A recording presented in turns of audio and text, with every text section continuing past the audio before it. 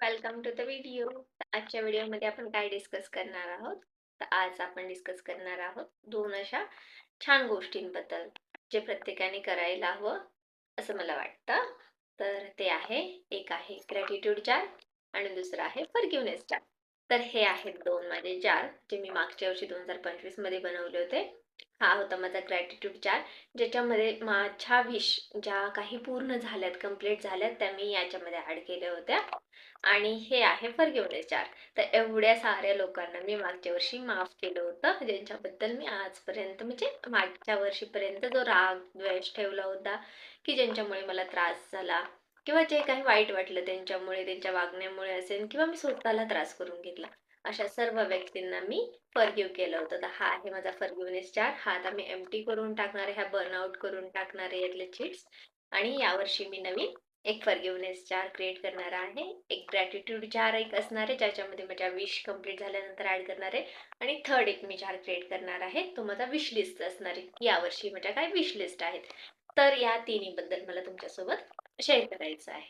तर खरंच आपण हे तीन जार बनवले पाहिजे असं मला वाटतं. याचं एक काय होतं की फॉरगिव्हनेस जार, तो का फर्स्ट आपल्याला फॉरगिव्हनेस जार हवाय, तर तो काय इम्पॉर्टंट आहे. तर आपल्या आयुष्यामध्ये आपण खूप सारे लोक आहेत त्यांच्याबद्दल उगाचच राग धरून बसलोय. आपण राग धरून आपल्याला त्रास होणार आहे, समोरच्या व्यक्तीला काहीही फरक पडत नाही.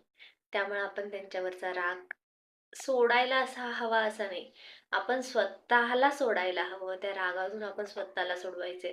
ते तर कधीच आपण, ते तर आपला विचार करणार नाहीयेत आपण रागवलंय म्हणून. तर आपल्याला आपल्याला स्वतःला माफ करायचंय, स्वतःला फॉरगिव्ह करायचंय आणि त्या लोकांना पण. ते कशासाठी? तर स्वतःच्या मनशांतीसाठी.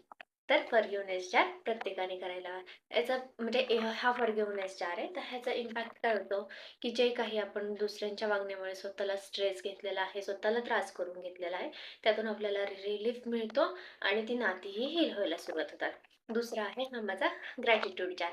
तर ग्रॅटिट्यूड जार मध्ये मी काय केलं होतं, ज्या काही छान छान गोष्टी होत आहेत माझ्या आयुष्यामध्ये, ज्या माझ्या विश होत्या आणि त्या माझ्या कम्प्लीट होत आहेत, त्या सर्व चीट्स मी याच्यामध्ये लिहून टाकल्या आहेत.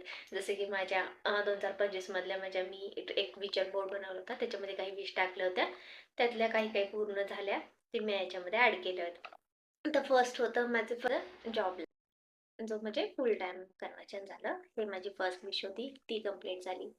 मला फर्स्ट टाइम मला स्वतः आरती करायला भेटली स्वामींची केंद्रामध्ये. तर ते एक वेगळाच आनंद होता. विदाऊट एनी म्हणजे डिरेक्टली मला बोलवलं गेलं की तू आरती कर. एक प्राऊड फील, आनंदाचा मोमेंट होता की स्वामींनीच मला आरती करण्यासाठी बोलवलं असं काही. तर हे एक छान मोमेंट होता. आणि या वर्षीची पहिली आजची संडेची आरती ही मीच केली. मला खरंच खूप आनंद वाटतं. तर म्हणजे मला करण्याचा चान्स मिळाला, स्वामींनी माझ्याकडून ती सेवा करून घेतली, खरंच थँक्यू. आणि नंतर मी माझ्या मम्मी पप्पांचं, मला बर्थडे सेलिब्रेशन छान करायचं होतं, ते मी करू शकले. मला स्वतःच्या इच्छेने मला त्यांचं सेलिब्रेशन करायचं होतं, म्हणजे स्वतःच्या कमाईने ते मला करता आलं. त्याचा एक आनंद आहे. आमची सर्व फॅमिलीची इच्छा होती की आम्ही एक फोर व्हीलर कार घ्यावी, तर ती इच्छा पूर्ण झाली. माझ्या मुलाचा बर्थडे मला सेलिब्रेट करायचा होता, पण काही कारणास्तव करता नाही आला. पण यावर्षी नक्की छान करणार आहे सेलिब्रेट, जी माझी इच्छा आहे त्यावेळी मी यावर्षी सेलिब्रेट करणार आहे.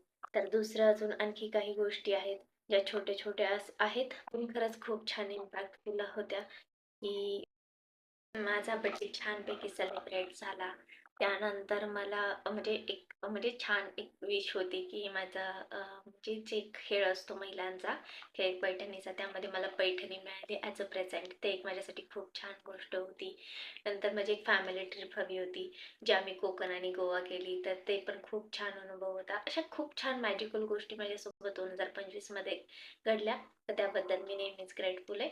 तर त्यामुळे म्हणजे ज्या आपल्या आयुष्यामध्ये ह्या गोष्टी खरंच खूप आहे. आणि आपल्या जेव्हा आपण हे ग्रॅटिट्यूड चार किंवा विश लिस्ट बनवतो ना, तेव्हा आपल्याकडे एक आपल्या समोर ठेवायचा, हा नेहमी पाहायचा, मग आपल्याला एक आतून एक ऊर्जा मिळते आणि आपण त्या रिलेटेड वर्क करू शकतो. आणि खरंच खूप छान वाटतं. तुम्ही पण नक्की ट्राय करा ग्रॅटिट्यूड चार. खरंच रोज, मी तर यावर्षी ठरवले, रोज ग्रॅटिट्यूड जार मध्ये काही ना काही एक गोष्ट तरी टाकायची, आणि जेणेकरून मला नेहमी प्रत्येक गोष्टीबद्दल ग्रेटफुल वाटेल. थँक्यू.